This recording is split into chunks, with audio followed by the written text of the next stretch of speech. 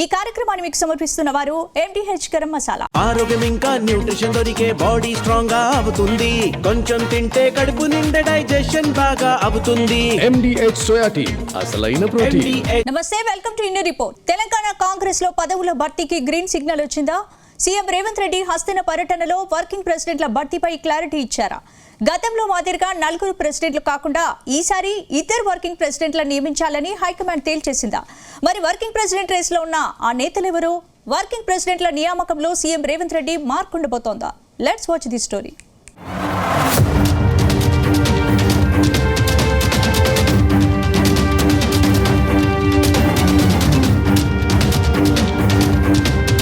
తెలంగాణ కాంగ్రెస్లో పార్టీ పదవుల భర్తీకి రంగం సిద్ధమైనట్టు తెలుస్తోంది.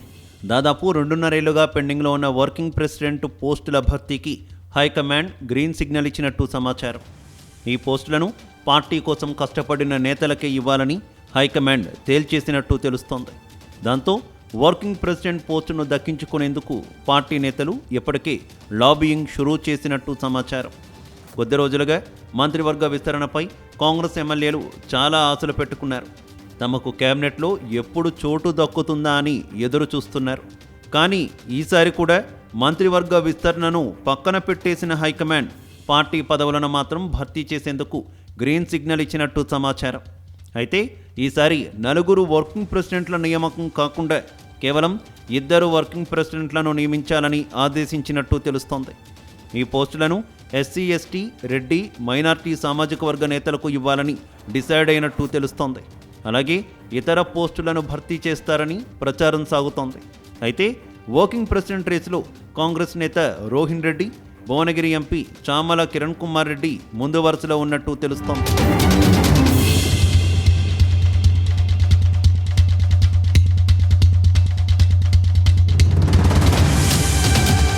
మరోవైపు SC కోటా నుంచి మాజీ MLA Sampath Kumar, ST quota నుంచి బలరాం నాయక్, మైనారిటీ కోటాలో ఫిరోజ్ ఖాన్ వర్కింగ్ ప్రెసిడెంట్ రేసులో ఉన్నట్టు తెలుస్తోంది. వీళ్లంతా వర్కింగ్ ప్రెసిడెంట్ పోస్టును దక్కించుకొని తమ అదృష్టాన్ని పరీక్షించుకోవాలని ఉవ్విళ్లూరుతున్నారట. మరోవైపు గత అసెంబ్లీ ఎన్నికల్లో ఓటమి పాలైన నేతలకు ఈసారి పార్టీలో కీలక పోస్టులు దక్కే ఛాన్స్ ఉందని చెబుతున్నారు. ఇటీవల రాజ్యసభ ఎంపీల భర్తీలోనూ సీఎం రేవంత్ రెడ్డి మార్క్ స్పష్టంగా కనిపించింది. ఈసారి రేవంత్ రెడ్డికి అత్యంత ఆప్తుడు వేం నరేందర్ రెడ్డికి రాజ్యసభ పదవి దక్కింది. అటు జాతీయ స్థాయిలో కాంగ్రెస్ గొంతుకను బలోపేతం చేసేందుకు అభిషేక్ మను సింఘ్వీని పెద్దల సభకు పంపించారు. ఇప్పుడు వర్కింగ్ ప్రెసిడెంట్ పోస్టుల భర్తీలోనూ రేవంత్ రెడ్డి మార్క్ తప్పక ఉంటుందని ప్రచారం సాగుతోంది. ఈ నేపథ్యంలోనే ఢిల్లీలో సమన్వయ కమిటీ సమావేశంలో సీఎం రేవంత్ రెడ్డి పార్టీ వ్యవహారాల ఇన్ఛార్జ్ మీనాక్షి నటరాజన్తో సమావేశమయ్యారు. వర్కింగ్ ప్రెసిడెంట్ పోస్టులతో పాటు ఇతర పదవుల భర్తీపై చర్చించినట్టు తెలుస్తోంది.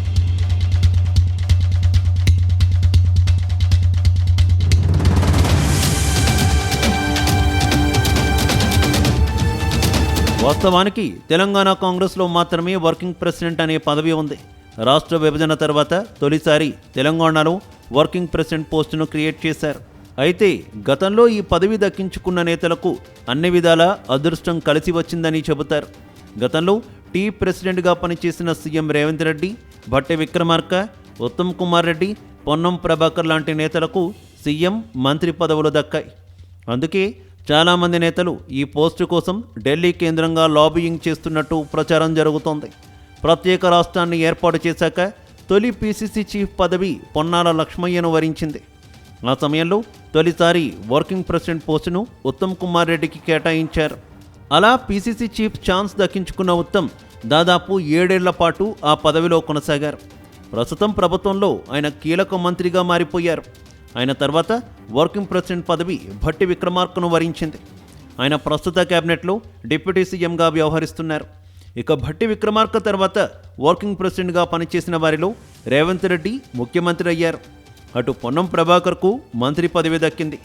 ఆఖరికి మొన్నటికి మొన్న వర్కింగ్ ప్రెసిడెంట్ విత్ ఆర్గనైజేషన్ ఇన్ఛార్జిగా ఉన్న మహేష్ కుమార్ గౌడ్ సైతం PCC చీఫ్ పదవిని దక్కించుకున్నారు. దాంతో ఈసారి వర్కింగ్ ప్రెసిడెంట్ పోస్టులు ఎవరికి దక్కుతాయి అనేది ఆసక్తికరంగా మారింది.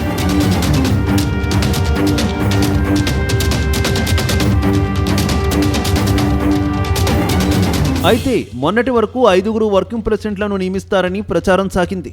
వీళ్లంతా వర్కింగ్ ప్రెసిడెంట్ పోస్టును దక్కించుకొని తమ అదృష్టాన్ని పరీక్షించుకోవాలని ఉవ్విళ్ళూరుతున్నారని టాక్ నడిచింది.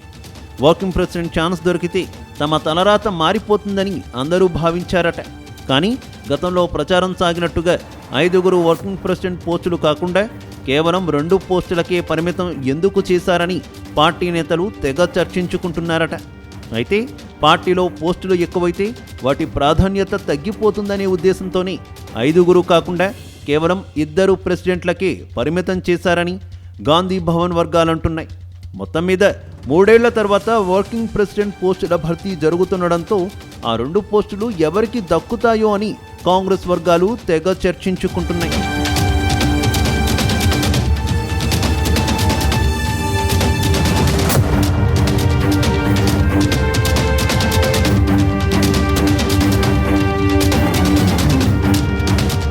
ఏపీలో భోగాపురం ఎయిర్పోర్టు ప్రారంభానికి సిద్ధమైంది.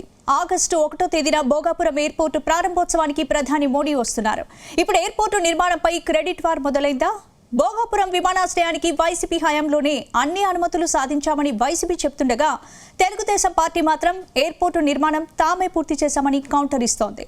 ఇప్పుడు 2 పార్టీలు ఎయిర్పోర్టు క్రెడిట్ మాదంటే మాది అని డైలాగ్ వార్కి దిగడం హాట్ టాపిక్ అవుతోందా?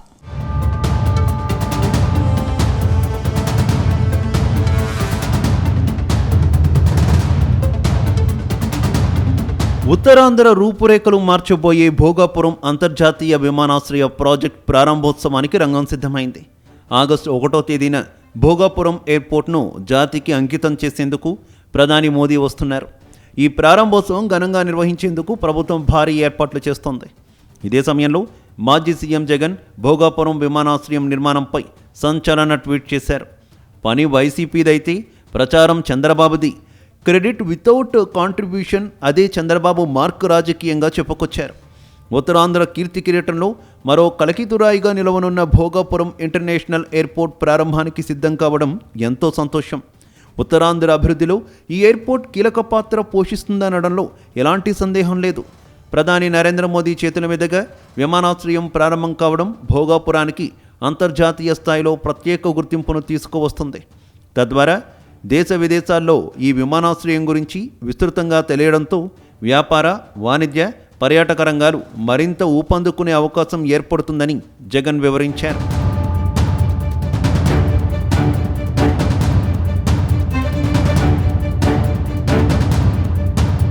అయితే భోగాపురం ఎయిర్పోర్ట్ ఘనత అంతా తనదేనంటూ వైసీపీ అధినేత జగన్ సోషల్ మీడియాలో చేసిన సుదీర్ఘ ప్రకటనపై తీవ్రస్థాయిలో విమర్శలు వ్యక్తమవుతున్నాయి. నిజంగా పనులు పూర్తి చేసి విజన్ ఉన్న నేతలెవరూ తమ డబ్బా తాము కొట్టుకోవాల్సిన అవసరం ఉండదని అంటున్నారు. ప్రత్యర్థుల శ్రమను, అభివృద్ధి క్రెడిట్ను కొట్టేయాలనుకునేవారే ఇలాంటి ప్రచారాలకు తెగబడతారని సెటైర్లు పడుతున్నాయి. భోగాపురం ఎయిర్పోర్ట్ ఆలోచన నుంచి భూసేకరణ వరకు ప్రతి అడుగు సీఎం చంద్రబాబు విజన్ అని ఉత్తరాంధ్ర ప్రజలు మరచిపోలేరని కామెంట్స్ చేస్తున్నారు. గతంలో టీడీపీ ప్రభుత్వం ప్రారంభించిన భోగాపురం ప్రాజెక్టును అడుగడుగునా అడ్డుకున్నది స్వయంగా వైఎస్ జగనే అని టీడీపీ నేతలు చెబుతున్నారు. ప్రతిపక్షంలో ఉన్నప్పుడు ఎర్ర బస్సు రాని ఓళ్లకు ఎయిర్ బస్సులు ఎందుకని ప్రశ్నించింది వైసీపీ నేతలు కాదా అని ప్రశ్నిస్తున్నారు. సాయంత్రం అయితే విశాఖ ఎయిర్పోర్ట్లో ఈగలు తోలుకుంటారు అంటూ ఏవియేషన్ రంగాన్ని, ఉత్తరాంధ్ర భవిష్యత్తును గేలి చేసిన ఆయన పాత ప్రసంగాల వీడియోలు ఇప్పుడు నెట్టింట వైరల్ అవుతున్నాయి. అప్పట్లో భూసేకరణ జరగకుండా కోర్టుకు వెళ్లి స్టేలు తెప్పించేందుకు ప్రయత్నించడమే కాకుండా మేము అధికారంలోకి రాగానే ఆ భూముల్ని తిరిగి ఇచ్చేస్తామని రైతులను రెచ్చగొట్టిన జగన్ 5 ఏళ్ల పాటు అధికారంలో ఉన్నప్పుడు మాత్రం ప్రాజెక్టును మూలన పడేసి సెటిల్మెంట్లతో కాలయాపన చేశారని సెటైర్లు వేస్తున్నారు.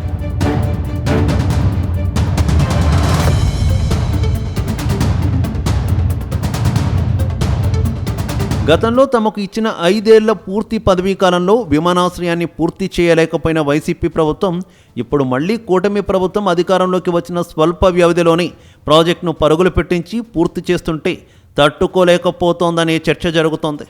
అయితే వైఎస్ జగన్ క్రెడిట్ అంతా నాది అని చేసిన ట్వీట్ల కింద నెటిజన్లు, విశాఖవాసులు ఆయన గతంలో మాట్లాడిన వ్యతిరేక ప్రసంగాల వీడియో క్లిప్పింగ్లను ట్యాగ్ చేస్తున్నారు. అప్పట్లో అడ్డుపడి ఇప్పుడు క్లైమ్ చేసుకోవడానికి కొంచెమైనా సిగ్గుపడాలి అంటూ సోషల్ మీడియాలో ట్రోల్స్ హోరెత్తుతున్నాయి. ఒకవైపు చంద్రబాబు నాయకత్వంలో కూటమి ప్రభుత్వం భోగాపురం విమానాశ్రయాన్ని పక్కాగా పూర్తి చేసి ఉత్తరాంధ్రను గ్లోబల్ మ్యాప్లో నిలబెడుతుంటే మరోవైపు నాటి వ్యతిరేకతను దాచిపెట్టి క్రెడిట్ కొట్టేసేందుకు జగన్ తాపత్రయపడుతున్నారనే టాక్ వినిపిస్తోంది. మొత్తం మీద భోగాపురం విషయంలో టీడీపీ వైసీపీ నేతల మధ్య క్రెడిట్ వార్ హాట్ టాపిక్ అవుతోంది.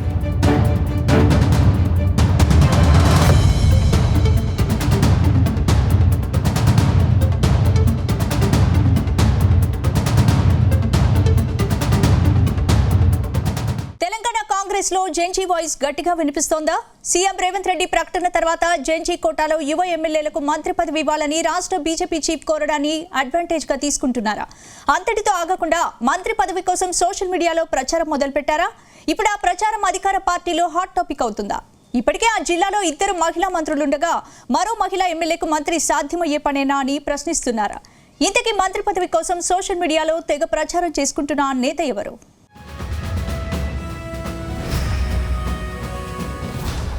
తెలంగాణలో జెన్జీ నాయకత్వానికి ప్రాధాన్యం ఇస్తామని, కొత్త తరానికి, యువతకు రాజకీయాల్లోనూ పాలనలోనూ పెద్దపీట వేస్తామని సీఎం రేవంత్ రెడ్డి చేసిన ప్రకటన సంచలనంగా మారింది. సీఎం రేవంత్ రెడ్డి ప్రకటన తర్వాత తెలంగాణ కాంగ్రెస్ యువ ఎమ్మెల్యేల్లో కొత్త ఆశలు చిగురిస్తున్నాయి. సీఎం రేవంత్ రెడ్డి చెప్పినట్టుగా జెన్జీలకు మంత్రులుగా అవకాశం ఇస్తారా అనే చర్చ మొదలైంది. అటు రాష్ట్ర బీజేపీ చీఫ్ రామచంద్రరావు జెన్జీ ఎమ్మెల్యేలకు మంత్రి పదవి ఇవ్వాలని సవాల్ విసిరారు. అంతేకాకుండా పాలకుర్తి ఎమ్మెల్యే హనుమండ్ల యశస్విని రెడ్డికి మంత్రి పదవి ఇవ్వాలని సీఎం రేవంత్ రెడ్డిని డిమాండ్ చేయడం రాజకీయ వర్గాల్లో హాట్ టాపిక్ గా మారింది. ప్రస్తుతం కాంగ్రెస్ పార్టీలో చాలా మంది జెన్జీ ఎమ్మెల్యేలు ఉన్నారు.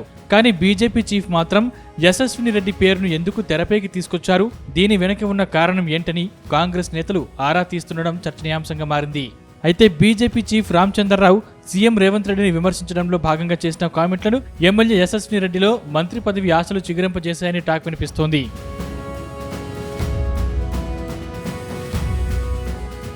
గత అసెంబ్లీ ఎన్నికల్లో వరంగల్ జిల్లా పాలకుర్తి నుంచి హనుమండ్ల యశస్విని రెడ్డి ఎమ్మెల్యేగా గెలిచారు. పాలకుర్తి పాలిటిక్స్ లో కాకలు తీరిన ఎర్రబెల్లి దయాకర్ రావును ఆమె చిత్తుగా ఓడించారు. పాలకుర్తిలో ఓటమి ఎరుగని నేతగా గుర్తింపు దక్కించుకున్న ఎర్రబెల్లిని 23 ఏళ్ల యశస్విని రెడ్డి ఓడించడం అప్పట్లో సంచలనం రేపింది. అయితే పాలకుర్తిలో యశస్విని రెడ్డి అత్త ఝాన్సీరెడ్డి పోటీ చేయాల్సి ఉండగా ఆమెకు పౌరసత్వం సమస్య కారణంగా కోడలు యశస్విని రెడ్డిని రంగంలోకి దింపారు. కాంగ్రెస్ హవాలో యశస్విని రెడ్డి ఘన విజయం సాధించారు. అయితే ఎమ్మెల్యేగా గెలిచాక యశస్విని రెడ్డి తనదైన మార్క్ రాజకీయం చేస్తున్నారు. ముఖ్యంగా ప్రజా సమస్యల ఎజెండాగా ముందుకు సాగుతున్నారు. పాలకుర్తిలో ప్రభుత్వ విద్యా సంస్థల బలోపేతం, విద్యార్థులకు మెరుగైన వసతుల కల్పన, పాఠశాలల మౌలిక వసతుల అభివృద్ధిపై యశస్విని రెడ్డి ప్రత్యేక శ్రద్ధ చూపిస్తున్నారని గుర్తు చేస్తున్నారు. అంతేకాకుండా పాఠశాలల్ని సందర్శించడం, విద్యార్థులతో నేరుగా మాట్లాడటం, ఉపాధ్యాయుల సమస్యలు తెలుసుకోవడమే కాకుండా డాక్టర్ హనుమాన్ల ఝాన్సీ రాజేందర్ రెడ్డి ఫౌండేషన్ ఆధ్వర్యంలో విద్యార్థులకు ఉచిత శిక్షణతో పాటు ల్యాప్టాప్లు, డిజిటల్ పరికరాలను ఉచితంగా పంపిణీ చేసే చర్యలు చేపట్టారని అంటున్నారు. అందుకే ఆమెకు విద్యాశాఖ మంత్రి అవకాశం ఇస్తే తప్పేంటని ప్రశ్నిస్తున్నారు.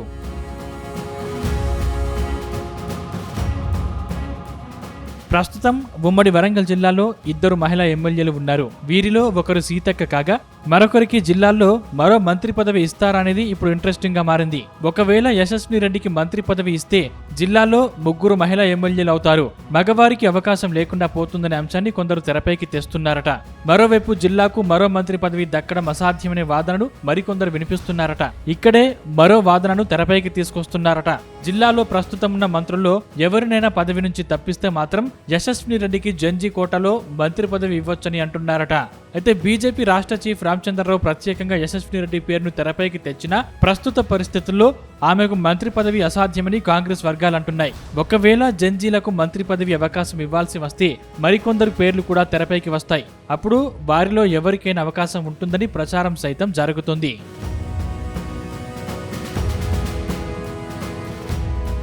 మొత్తం మీద BJP chief Ramachandra Rao CM Revanth రెడ్డిపై వేసిన సెటైర్ ఇప్పుడు అధికార పార్టీ ఎమ్మెల్యే అనుచరులు తమకు అనుకూలంగా మార్చుకుంటున్నారు. త్వరలో మంత్రివర్గ విస్తరణ జరిగితే జెన్జీ కోటాలో యశస్విని రెడ్డికి మంత్రి పదవి ఇవ్వాలనే డిమాండ్ను సోషల్ మీడియా ద్వారా కాంగ్రెస్ పెద్దలకు గుర్తు చేస్తున్నారు.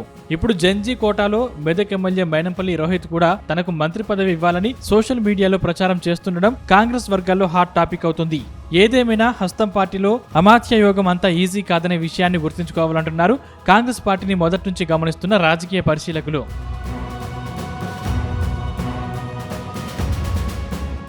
పశ్చిమ గోదావరి గోదావరి జిల్లా రాజకీయాల్లో ఉండి నియోజకవర్గం తెలుగుదేశం పార్టీకి కేర్ ఆఫ్ అడ్రస్. రాష్ట్రంలో ఎలాంటి గాలి వీచినా ఉండి తీర్పు మాత్రం టీడీపీ వైపే ఉంటుంది.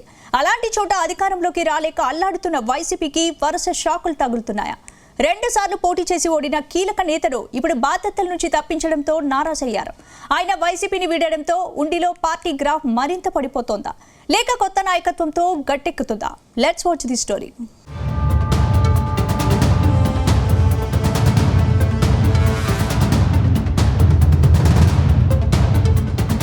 రెండు 2019లో రాష్ట్ర వ్యాప్తంగా వైసీపీ హవా నడిచింది. 175 నియోజకవర్గాల్లో దాదాపు 150కి పైగా నియోజకవర్గాల్లో వైసీపీ ఎమ్మెల్యేలే గెలిచారు. కానీ ఉండి నియోజకవర్గ కోటను మాత్రం బద్దలు కొట్టలేకపోయింది. వరుసగా 2 సార్లు ఇన్ఛార్జిగా ఉండి 2 ఎన్నికల్లోనూ పార్టీ జెండాను భుజాన మోసిన పీవీఎల్ నరసింహారాజుకు 2 సార్లు ఓటమి తప్పలేదు. వైసీపీ ప్రపంచంలోనే గెలవని ఉండిలో 2024 కూటమి గాలుల ముందు మరోసారి ఓటమిని మూటగట్టుకుంది. దీంతో ఇక్కడ వైసీపీ వ్యూహాలు పూర్తిగా వికటించాయనే వ్యాఖ్యలు వినిపించాయి. దాంతో 2 సార్లు వరుసగా ఓడిపోవడంతో తీవ్ర పునరాలోచనలో పడ్డ వైసీపీ హైకమాండ్ వైసీపీ ఇన్ఛార్జిగా కొనసాగుతున్న నరసింహారాజును బాధ్యతల నుంచి తప్పించారు. దాంతో అలకబూనిన నరసింహారాజు ఏకంగా పార్టీకే రాజీనామా చేయటం వైసీపీ వర్గాల్లో తీవ్ర దుమారం రేపుతుంది.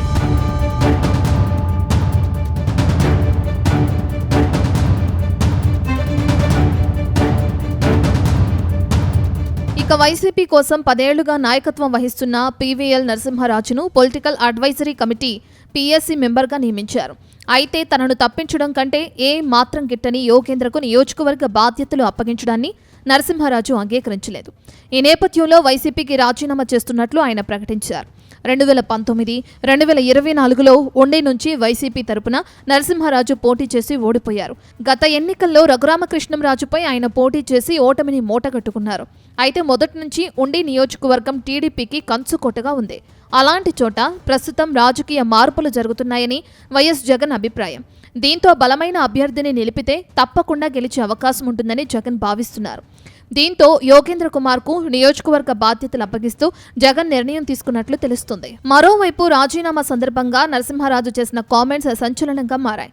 పైరవీలు చేసుకునే వారికి ఇన్ఛార్జ్ బాధ్యతలు అప్పగిస్తే తానెలా వారి వెంట నడుస్తానని నరసింహారాజు ప్రశ్నించారు.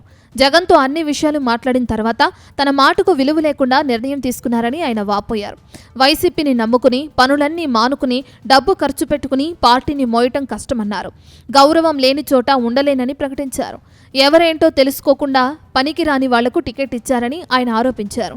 కనీసం మిగిలిన చోట్ల ఇలా జరగకుండా చూడాలని ఆయన అన్నారు. నిన్న కాక మొన్నే జగన్ గారితో విషయాలన్నీ కూడా మాట్లాడి వచ్చిన తర్వాత కూడా మరి ఇలా అదే అభ్యర్థిని ఇక్కడ పెట్టారంటే ఇంకా ఈ పార్టీని నమ్ముకుని ఇంకా మేము మా పనులు మానుకొని మా డబ్బులు ఖర్చు పెట్టి ఈ పార్టీని మోయాలంటే అవ్వదు. కాబట్టి మాకు ఇక్కడ గౌరవం కూడా లేదు. కాబట్టి ఈ పార్టీకి ఈరోజు రిజిగ్నేషన్ చేసి వైఎస్ఆర్ కాంగ్రెస్ పార్టీ నుంచి వైదొలగాలని నిర్ణయించుకున్నాను.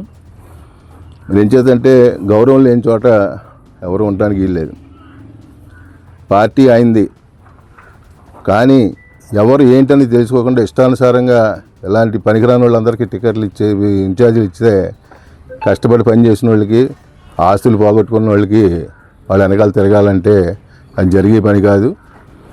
నేను తప్పుకుంటున్నాను. మిగతా చోట కూడా మీరు ఇలాంటివి జరగకుండా ఎవరైతే పార్టీకి నిక్కసిగా పనిచేస్తున్నారో అలాంటి వ్యక్తుల్ని ఎంపిక చేసుకుంటేనే మీ పార్టీ ముందుకెళ్ళడానికి అవకాశం ఉంది. ఏదో 10 మంది వచ్చారు కదా, మనం అప్పుడే పని అయిపోయింది, ఎలక్షన్ అయిపోయింది, మనం సీఎం ఏమో అనుకుంటే మటుకి బొక్క బారులో పడతాం గ్యారంటీ. అయితే 2 సార్లు ఓటమి తర్వాత అక్కడ నాయకత్వ మార్పు అనివార్యమైన నిర్ణయమా, లేక పార్టీకి నమ్మకస్తుడుగా ఉన్న నేతను పక్కన పెడుతున్నారా అనే ప్రశ్నలు తెరపైకొస్తున్నాయి. అయితే ఉండిలో వైసీపీకి మొదటి నుంచి కొన్ని లోపాలు ఇబ్బందిగా మారాయని అంటున్నారు. స్థానికంగా బలమైన నాయకత్వం లేకపోవటం, క్యాడర్, ద్వితీయ శ్రేణి నాయకుల మధ్య సమన్వయ లోపం తెలుగుదేశం పార్టీకి అడ్వాంటేజ్గా మారాయనే చర్చ ఉంది. మరోవైపు దశాబ్దాలుగా ఉన్న సాంప్రదాయ ఓటు బ్యాంక్, ఈ 3 అంశాలు ఉండిలో వైసీపీని ఎప్పటికప్పుడు వెనక్కి నెడుతూనే ఉన్నాయి. ఇలాంటి క్లిష్ట పరిస్థితుల్లో ఉండి బాధ్యతలను కొత్త ఇన్ఛార్జ్ మంతెన యోగేంద్ర కుమార్ చేతికి అప్పగించింది అధిష్టానం. అయితే ఆయన ముందు ఇప్పుడు అనేక సవాళ్లున్నాయని అంటున్నారు. నరసింహారాజు నిష్క్రమణతో అసంతృప్తిగా ఉన్న వర్గాన్ని కలుపుకుని పోవటం, వరుస ఓటములతో నిరాశలో ఉన్న పార్టీ శ్రేణులకు దిశానిర్దేశం చేయటం, ఉండిలో కంచుకోటలో ఉన్న తెలుగుదేశం పార్టీని ఎదుర్కొనేలా వ్యూహాలు రచించడం లాంటి చర్యలు తీసుకుంటే ఉండిలో వైసీపీకి గెలిచే అవకాశాలున్నాయని అంటున్నారు. ఏదేమైనా ఉండిలో నాయకత్వ మార్పు వైసీపీకి కొత్త రక్తాన్ని ఎక్కిస్తుందా, లేక అంతర్గత విభేదాలతో పార్టీ పరిస్థితి మరింత దిగజారుతుందా? మంతెన యోగేంద్ర కుమార్ సైకిల్ జోరుకు కడియం వేయగలరా, లేక ఉండిగోటుపై పసుపు జెండా ఆధిత్యమే కొనసాగుతుందా అనేది కాలమే నిర్ణయించాలి.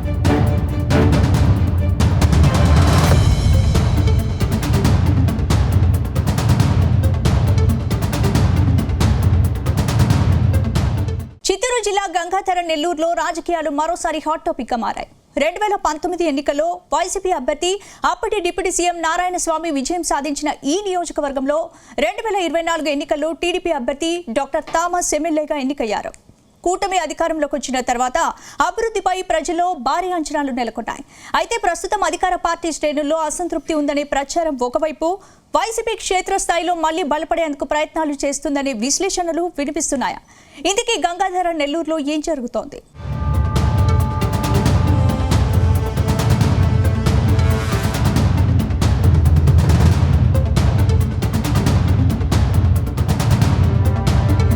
చిత్తూరు జిల్లా గంగాధర నెల్లూరులో రాజకీయం మారుతుంది. 2019 నుంచి 2024 వరకు వైసీపీ నేత, అప్పటి ఉప ముఖ్యమంత్రి కె నారాయణస్వామి ప్రాతినిధ్యం వహించిన గంగాధర నెల్లూరు నియోజకవర్గంలో 2024 ఎన్నికలతో రాజకీయ మార్పు చోటు చేసుకుంది. టీడీపీ అభ్యర్థి డాక్టర్ విఎం థామస్ విజయం సాధించి ఎమ్మెల్యేగా బాధ్యతలు చేపట్టారు. కూటమి ప్రభుత్వం అధికారంలోకి రావడంతో నియోజకవర్గంలో అభివృద్ధి పనులు వేగవంతం అవుతాయని, పార్టీ మరింత బలోపేతమవుతుందని కార్యకర్తలు ఆశాభావం వ్యక్తం చేశారు. అయితే ప్రారంభంలో ఎమ్మెల్యే పర్యటనలు, ప్రజా సమస్యలపై సమావేశాలు, అధికారులతో సమీక్షలు చురుగ్గా సాగాయి. అయితే ఇటీవల అధికార పార్టీ క్షేత్రస్థాయిలో పరిస్థితులు మారుతున్నాయనే చర్చ రాజకీయ వర్గాల్లో వినిపిస్తుంది. స్థానిక నాయకత్వంలో సమన్వయం లోపించిందనే అభిప్రాయాలు, కొందరు నేతలకే అధికార ప్రాధాన్యం లభిస్తుందనే ప్రచారం కార్యకర్తల్లో అసంతృప్తికి కారణమైందని విశ్లేషకులు చెబుతున్నారు. అయితే ఈ అంశాలపై అధికార పార్టీ నుంచి అధికారిక స్పందన లేదు.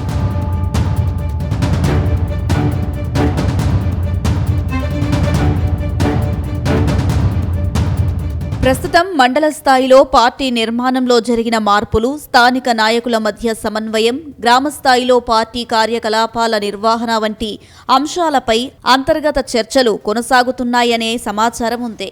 గత ఎన్నికల్లో పార్టీ విజయానికి కృషి చేసిన కొందరు నాయకులు ప్రస్తుతం పార్టీ కార్యక్రమాలలో అంతగా కనిపించడం లేదనే ప్రచారం కూడా సాగుతుంది. అయితే ఈ ప్రచారాలపై స్పష్టమైన ధృవీకరణ లేదు. మరోవైపు వైసీపీ ఇన్ఛార్జ్ కల్లత్తూరు కృపాలక్ష్మి వరుస గ్రామ పర్యటనలు నిర్వహిస్తూ పార్టీ క్యాడర్ను మళ్లీ చైతన్యవంతం చేసే ప్రయత్నాలు చేస్తున్నారని పార్టీ వర్గాలు చెబుతున్నాయి. గ్రామస్థాయిలో సమావేశాలు, కార్యకర్తలతో ముఖాముఖి, స్థానిక సమస్యలపై స్పందన ద్వారా పార్టీని తిరిగి బలోపేతం చేయాలని వైసీపీ నాయకత్వం ప్రయత్నిస్తున్నట్లు తెలుస్తుంది. మరోవైపు ఎన్నికల తర్వాత నెమ్మదించిన పార్టీ కార్యకలాపాలకు మళ్లీ ఊపు తీసుకురావడం, గ్రామ కమిటీలను బలోపేతం చేయడం, ప్రజా సమస్యలపై ఉద్యమాలు చేపట్టడం ద్వారా క్యాడర్లో ఉత్సాహం నింపాలని వైసీపీ వ్యూహం రచిస్తున్నట్లు రాజకీయ వర్గాలు విశ్లేషిస్తున్నాయి. ఈ ప్రయత్నాలు ఎంతవరకు ఫలిస్తాయన్నది మాత్రం రానున్న రోజుల్లో తేలనుంది.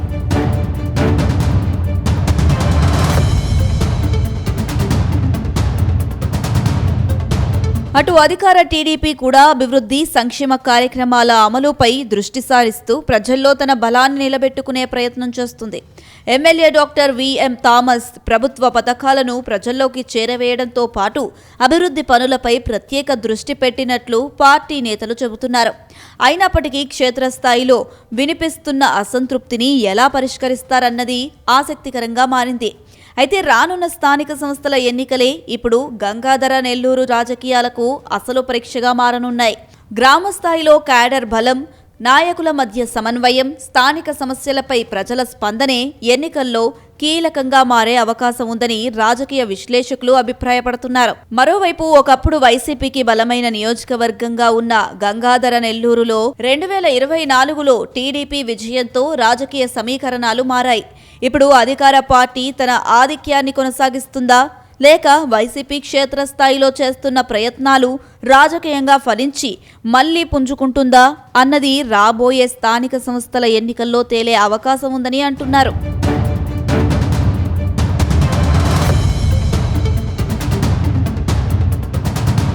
మొత్తం మీద గంగాధర నెల్లూరు రాజకీయాల్లో పోటీ రోజు రోజుకు ఆసక్తికరంగా మారుతుంది. అధికార టీడీపీ తన బలాన్ని నిలబెట్టుకునేందుకు ప్రయత్నిస్తుండగా వైసీపీ తిరిగి క్షేత్రస్థాయిలో పట్టు సాధించేందుకు అడుగులు వేస్తుంది. ఈ రాజకీయ పోరులో పైచేయి ఎవరిది అన్నది రానున్న స్థానిక సంస్థల ఎన్నికలే తేలుస్తాయని పొలిటికల్ వర్గాల్లో చర్చ జరుగుతుంది.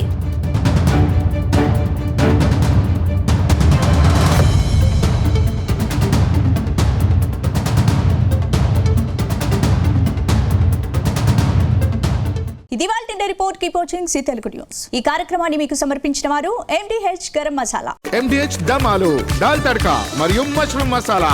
MDH తో భోజనం ఎల్లప్పుడూ రుచికరం. MDH సదా మీకు కొత్త రుచినివ్వడానికి తయారుగా ఉంటుంది.